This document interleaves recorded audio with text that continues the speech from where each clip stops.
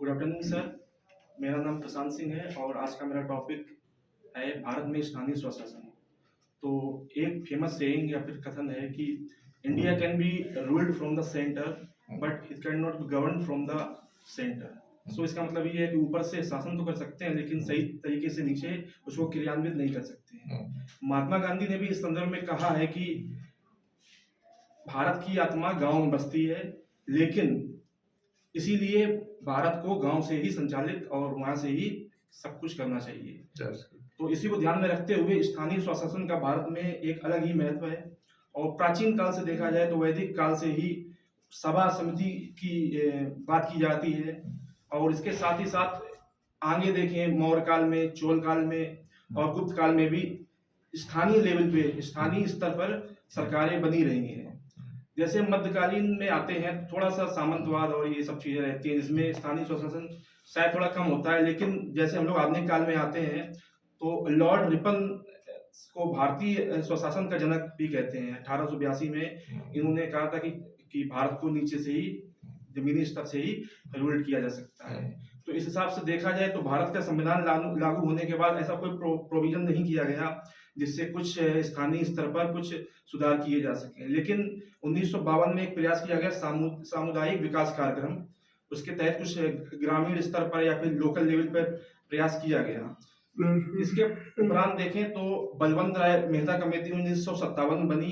इन्होंने त्रिस्तरीय पंचायत की बात की है, जिसके तहत ग्रामीण स्तर पर, ब्लॉक स्तर पर और जिला स्तर पर पंचायतों का होना चाहिए। तो अभी तक कोई इसको संवैधानिक दर्जा नहीं मिला है, क्योंकि अभी 1992 में संवैधानिक दर्जा मिलता है। अभी तक सब सिस्टम चल रहा है। इसके बाद अशोक मेहता कमेटी आती है, वो भी कहती है कि 2 स्तरीय होनी चाहिए। इसके बाद कुछ कमेटी और बनती है। 1985 में शायद GV राव कमेटी और 88 में थुंगन कमेटी है। ये कुछ संवैधानिक प्रावधानों की बात भी करते हैं। इसके बाद देखा जाए 1952 में 73वां और 74वां संविधान संशोधन लागू किया जाता है। संशोधन के तहत नया पार्ट जोड़े जाते हैं। जैसे भाग 9 जोड़ा जाता है 73वें संविधान संशोधन के द्वारा, और भाग 9 का जोड़े जाते हैं 74वें संविधान संशोधन के द्वारा। इसके तहत 73वें संविधान संशोधन से ग्राम पंचायतों या फिर ग्रामीण स्तर पर स्थानीय स्वशासन की बात की गई है। और 74वें संविधान संशोधन के द्वारा 9 का के तहत शहरों में, शहरी निकायों में इसकी बात की गई है। और साथ ही में अनुसूची की बात करें, भारतीय संविधान में 11वीं अनुसूची 73वें संविधान से और 12वीं अनुसूची 74वें संविधान से संशोधन से जोड़ी गई है। तो सबसे बड़ा प्रश्न ये होता है कि स्थानीय स्वशासन की जरूरत क्या है। जैसे कि हमने पहले ही बताया कि भारत की आत्मा गांव में बसती है और इतनी ज्यादा विविधता है। तो इसको देखते हुए कि इस प्रकार की व्यवस्था की गई कि लोग शासन व्यवस्था से जुड़ें और जो लोकतंत्र है इसके सही अर्थ को समझें जमीनी स्तर से और राजनीति में पार्टिसिपेट करें।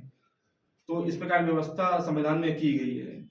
तो इसके क्या क्या बेनिफिट्स हैं, जैसे कि मैंने बताया कि लोग जुड़े। इसके साथ साथ बहुत से ऐसे वर्ग हैं भारतीय समाज में जो बहुत पिछड़े रहे हैं, जिसमें महिलाओं के लिए आरक्षण की व्यवस्था की गई है, SC ST के लिए आरक्षण की व्यवस्था की गई है।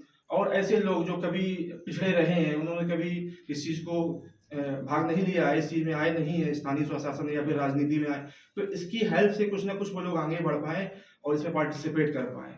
दूसरी चीज है कि उनकी शैक्षणिक योग्यता और राजनीति में आने से कुछ बढ़ सकती है, ये चीज भी देख सकते हैं। विकास में भागीदार बन सकते हैं वो लोग, तो ये चीज भी देखी जा सकती है।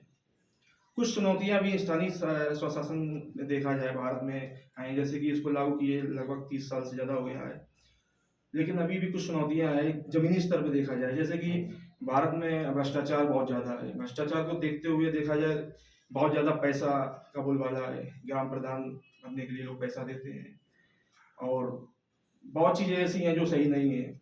दूसरा है ये शिक्षा की कमी ग्रामीण स्तर पर ज्यादा है, तो लोग सही प्रतिनिधियों का चुनाव नहीं कर पाते हैं और फिर बाद में पछताते हैं। तो ये कुछ छोटी छोटी समस्याएं भी हैं, लेकिन ओवरऑल देखा जाए तो इससे देश में फायदा ही हुआ है।